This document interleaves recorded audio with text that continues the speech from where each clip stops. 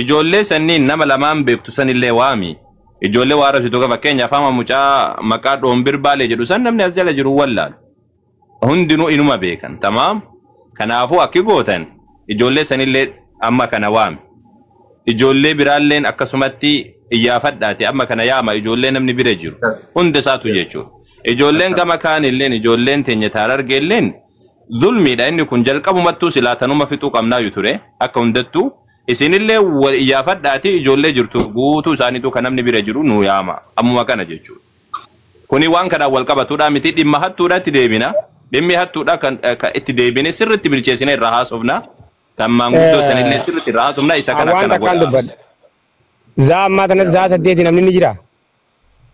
Jini. Okay. Jini waan takkan gaafadha. Joollee gara keessanirraa qabamtee jirtu tabee tan taa'u jirti. Ani nama tokko gasitti jira tumame kan jalqaba isaan sababa jecha isaan jaarin ijoolleen fidde sun mucaan ammaasiis mucaa burganamanii mucaa dawwalee mucaa karaa inni qotanii gaafadha. Kanasun kuno tanama ijoolleen garaa deen kalee qabdi sun fayyaadha isaan bira jirti yookaan hanganuma malee nuti abdaan qabnu.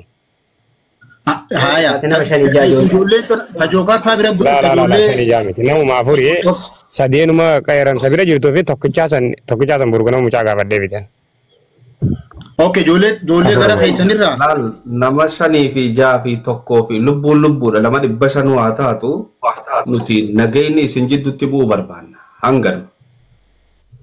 Eber lan anis akkasumaan jebar sadeen laal afuri tokko bichaadha kagasitti jira tumame isaan nama ziyaadaa ijoolleen maaxxaarraa guurti maaxxummaan anjee kana kanuma irratti hidhata waliin qaban kana kanuma irraa namaatan kanarraa hidhata qabanii achirraa ijoollee guuran dalaga jaanii ijoollee ziyaadaa finnaaniin qeeramsa anaatti dawwale dhugaa rabbii barbaadde qeeramsa anaatti dawwale maaliif hin dawwale ijoolleen teenya hundi bika dalagaa jirti.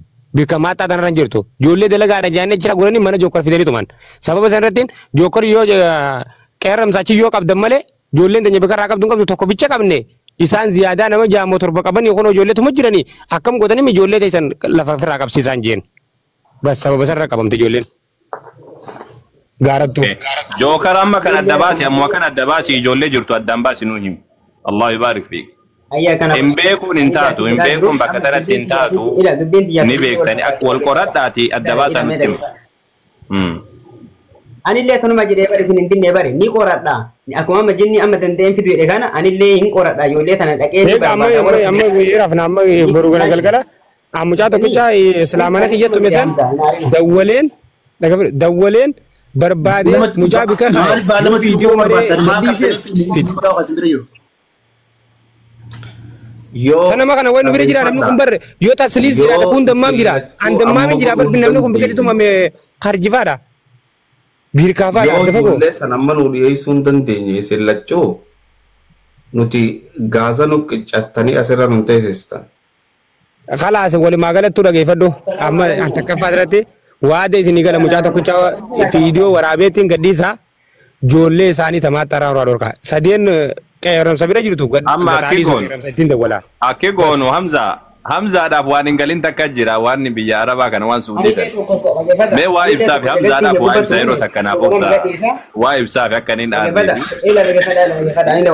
tokko tegatti hadda tume viidiyoo jira waan ta'eef ganillee boru ganama viidiyoo waraabanii isanii amma ati jookar arraa addunyaa boru akhiraa gastii tetera nama tokko bichaatti tumame na wajjin kitaaba quraana qabattee kakattaa No, motor kubisa ada tanah orang. Jinni fi Islamaan yume Islama walin dhabne yeroo takka waan keessanitti deebina yeroo takka kana dhageeffadhame barakallahu ani waan ibsuu barbaade wanni Hamza ibsuu barbaade wa alaykum assalam wa rahmatullah amma boruni rafnaati ganama kana dalagna sa korta ka gayyan arabi dhufati tayyib tamam ni rafna ko daqiiqa matakka lamana waan mata dubbatu jolle qabamtee rakkoon qabdu qaban lolli khagana hafeerra guddaadhaan dhageeffadha dhugaan isinitti imami dhugaa walitti himnoo ifrumaan baddi bikki maaxaatun bikka namni rabbu bikka ijoolleen tun kafalataan achibbo kadalagataan dhufe chibbo bikki tun wal gahiidha miskiinni kun akka yamanii dhufeeti chibbu'a bikka tanarraa bikkitti ijoolleen saamtu bikkuma tana yoo nu sirreessan namni kun kan wal qabu hin jiru kan wal lolu hin jiru bikka takkitti nabicha amaanaa sirreeffadhaadha ijoolleen arsiidha dhageeffadha hattuun bika qabdu jeenaa taisanii bikka tana sirreeffadhaadha haala wasaalan mucaa tokkichaa burganama fiidiyoo waraabeen gadhiisa mucaa fiidiyoo waraabeen dhaadhuun jaanii gadi deemna saniin addatti qeeramsa bira jirtu kun ammaa uni jirti fiidiyoo banee sin garsiisuu danda'a qeeramse ammaa fiidiyoo banee sin garsiisuu danda'a sadeen saniin ala wanni takkan jirtu assalaama tahee jaaramni gaafa kureenaan dhufu. Kan kennuun dhibne yaa jinni yeroo takkamee waan jookar tana naafte naaf eegi yeroo takka atillee hin beeyne yeroo takka. Bakki joowaritti na hafte wanni an jedhee fi sirritti na dhageeffadhu jookar amma saamsaanillee sirritti wanni nu batin takka ijoolleen kun beektee amma qeerran sifaati warra wannaa irra jiru caafii irra jiru jarri to'achuu nama bira jiru qabatte nama garaa deemu. Ijoolleen kunniin ammoo ijoollee nama jookarii fi jinniin kun akka ani irraa hubadhutti ijoollee gastii banteeti koota arsii qabaa fi daarargee qabaa fi daadhaniituma warree bannatti fakkaata. Akka hundattuu itti gaafatamummaa qabdan kanarra abadan bahuu hin dandeessanii amma kana akka jinniin jedhe kana jookar atilleen ijoollee kana tokko tokkoon jala deemee tokko tokkoon itti bilbilee ijoollee kana gad dhiisisa ganama irratti aga ganamaatitti gadi dhiisiseettee waadaa nu galtaa tana barbaadee tamma. Tokko isaa suudhaaf gadi dhiisiseettee waadaa na galta waadaa nu galta. Duraa waliin afaamus illee malee ijoollee gastii irratti fiddee harargee tumtiin ni barbaadee ni dhiyeessa. Ani fakkeenyaaf waan kana ofitti irraa bakka bu'ummaa fudhachuu hin danda'u. Fakkeenyaaf isaan beekuu dhabuu danda'a. Kan beeku ammoo irraa bakka bu'ummaa ni bu'a. Namni tokkocha gastii hiyya gubbattumame akkuma amma jinneen nama gastii.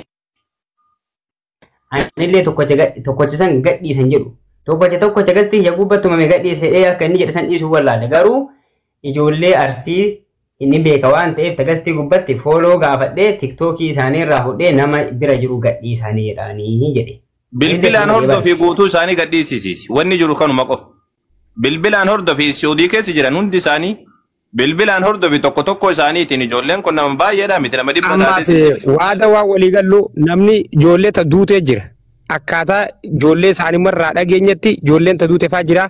Takkaffaarra mucaa gartee qalbee isaan gadhiisaa jee guyyaa lama isin kadhate nuti keessan jirru inuu akka carcaritti huje taakka mucaa warra gartee baroodaadha lama dhageeffadhu ka warra gaara mul'ata sadii ka warra daaloo rabu afur anuu shammoo kanaan beekaa suuraa qaba guututti as baasee isin garsiisa tanuma gastii arsii keessatti tumamti misaaliif kana waan kana ta'eef jara keenya dhugaa dubbaddaa dhugaarratti hundaa dhugaarratti haqa namaa muraa. Yoo dhugaan hin jiraanne namni boru ganama walitti deebi'ee ganaadha wal fixaan amma dhugaa isinitti himna nuti. Teenya ijoollee waadii irra hin jirtu dhageeffadhaa bikka silaa namaa tan hin jirtu teenya taa'an argeedha. Bikka irraa nama qabnu hin qabnu namni hundi ka keenya dalagachuu jira bikkitti nama qabnu takkitti nulaanuu qabdu qeerransa bira takkitti karaa guddaa isaan taariba irraan dhufan kan agartee takkitti karaa taaribaa yoon tahiin nuti Suudii keessatti bikkatti wal garuu hin qabnu nuuf yaarsiin. Namuu dalagaa kafiila jala dalaga. Anammaa asitti namni waa takka na godhu hin jiru.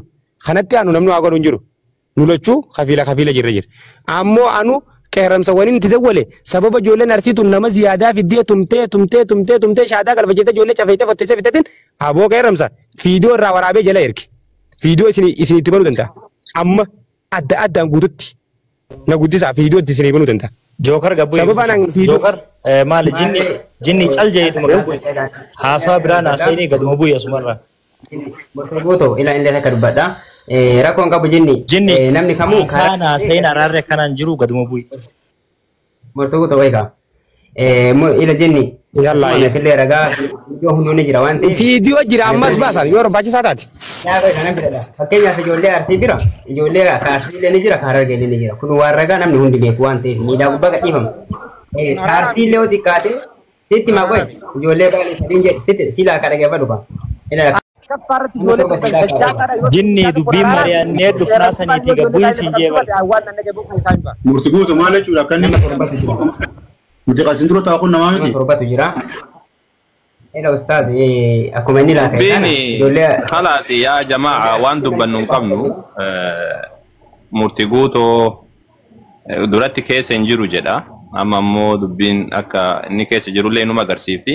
Akka hundattuu waan goonu hin qabnu Abu Sabraddiin mee waan jedhu hin qabnu. Hamzaa waan jedhu hin beekuuti yaani gama kiyyaan geeffadheetiin jira. Ustaaz Abu Muwaaziin seensisaa yoo dandeessanii. waan jedhu duratti amma wanni dubbachuu jiru nuti jookarii wanni akkanatti itti mudduu jiru dirqama akkana gochuu qabda wanni an jedhuu fi waan keessa jiruuf dubbachuu jirra. Dubbachuu jirra jidduu kanatti ammoo ijoollee buusuun sirriidhaan turre. Yoo ka du'a illee jiraate yoo ka maal ta'e illee jiraate hundinuu keenyuma. Hundinuu ni baafama. Maal namni du'a illee jirra amma waan goonu hin qabnuuti galatooma ulfaadhaa rabbiin kee walitti araarsu walitti hafidu kanuma jenna ka. Biizii na turaate. Ana mala kana waan tokko boru ganama ijoollee argite ijoollee arsitumte amma dandeetti barbaade kan beenillee dubbisee ijoollee gastii isinii banee viidiyoo waraabnee akkasuma ijoollee teessan taara arge illee dubbisee jaalib safa dubbisee ta arge bakkee waraabneetiin gasinii dhiibna nageenya habu balaan hin barbaachisu miskiin wattuu hin barbaachisu ijoollee ta arsii ta hargee qabde gad isinii dhiisisiimna ijoollee maa gastii gubbatti ta keessan beenillee ta beenullee dubbisnee barbaannee boru galgala ta'e guyyaa ta'e ni barbaanna ijoolleen gadhiifamtee namni du'e jiru guutuun lubbuun jira akkasuma ta'a harargee akka jirtullee akka gadhiifamtu nu godha. Okay, amma mee ta namni jedhaa jiru tana quba qabdaati gurbaa dhombir baalee ka jiru amma ka Hamzaa mul'isee ture san gurbaan sun as jala yoo jiraate san fiduu